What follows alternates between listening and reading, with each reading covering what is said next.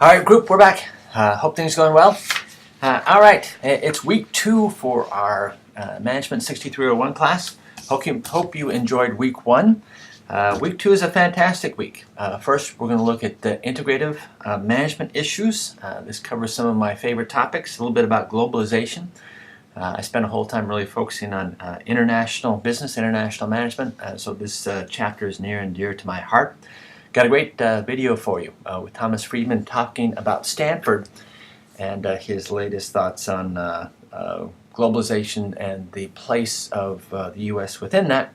He's got some great insights also on how we need to think about our jobs to be successful within a globalized world and avoid commoditized work.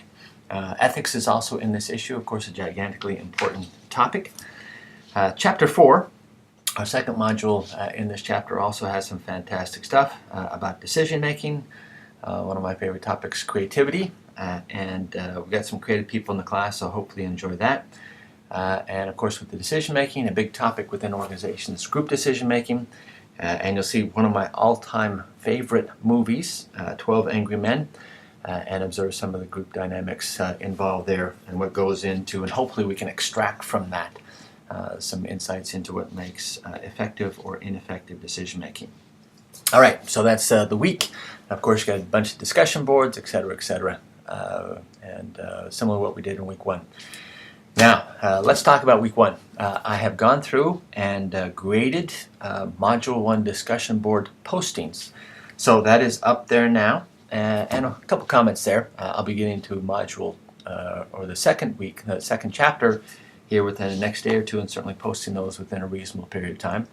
But let's talk about what we've got here with the first module and the discussion board postings. So each professor and each class, I think, typically has a little bit of differences in what they're looking for within the discussion board postings. Now, I grade these myself. I don't turn them over to an external grader or anything like that. So they are near and dear to my heart.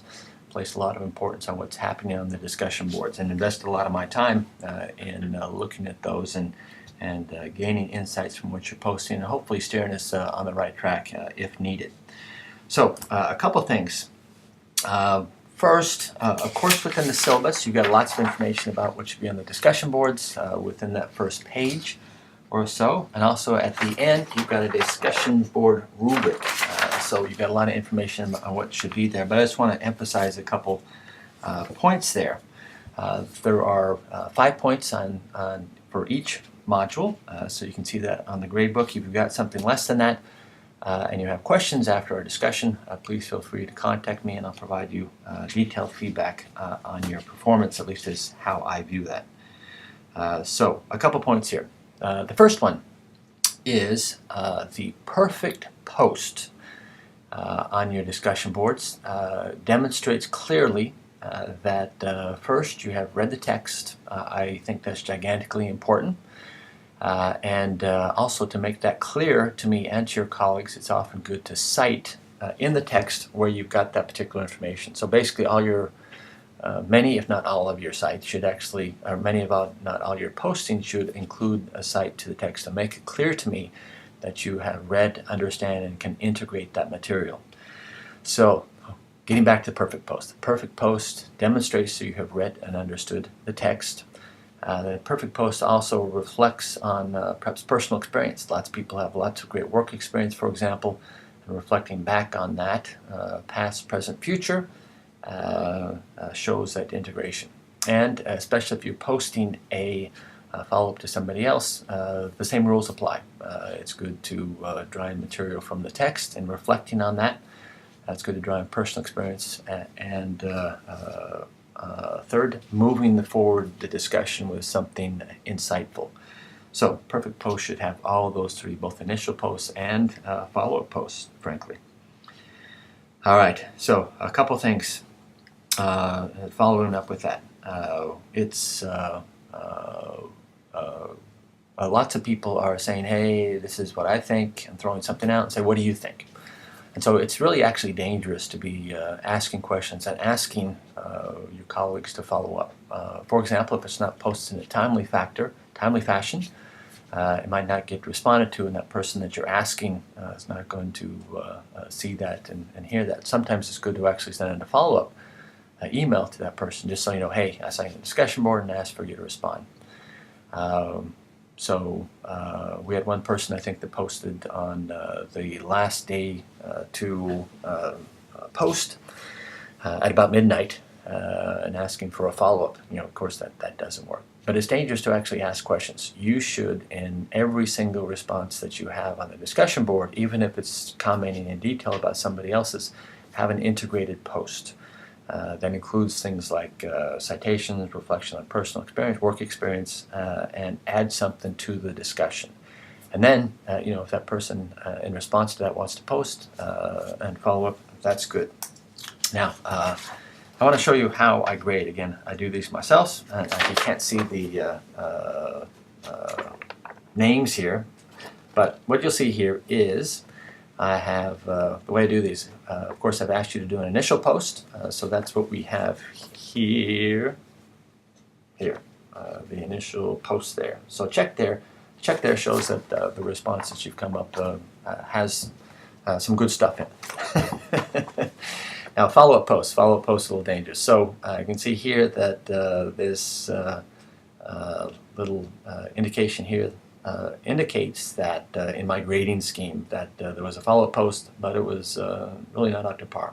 It was not an A post. It lacked aspects of that perfect post. You do not want to get many of those. It's better to limit your post to just a couple, and of course 5 for the full discussion board, rather than to have just hey, that's cool, throw out a half line and then ask for a response. That's going to get you one of these little checks. Too many of those is going to, or any of those really, is going to knock you off from a perfect score. And you get a bunch of them, then you're going to go down to 3, 2, 1, something like that. So don't post anything that's not a really well-reflected, thought-out post.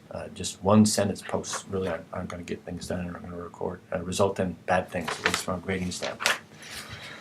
So a little bit there. A couple of the conversations got off track a little bit also. Again, I'm looking for stuff that directly is tied into the book and tied to the discussion, and that moves the discussion forward in a focused manner. Points of interest discussions, also a little question there. So some people are kind of throwing out that stuff, and that's where people got off track a little bit. Also, point of interest discussions should be clearly tied into the text and other discussions and not too far afield. Also, a little bit of questions. I think if people had gone through and spend a whole bunch of time with the Walter Isaacson interview about jobs, it's natural that you're going to post that on the discussion board. So if you hadn't posted something about that, then I might have made the assumption that you hadn't actually gone through that material and understood that. And so that's also a bad thing, especially from your grading perspective. So I know I rambled a little bit, but hopefully this has been useful. And again, check out your scores and email me if you have questions. And I'll get to the second chapter within week 1 here within the next day or two. And of course, we'll be together for a substantial period of time, so it's good to get a full understanding of what's expected on the discussion boards as soon as possible. All right, enjoy week 2. Let me know if you have any questions.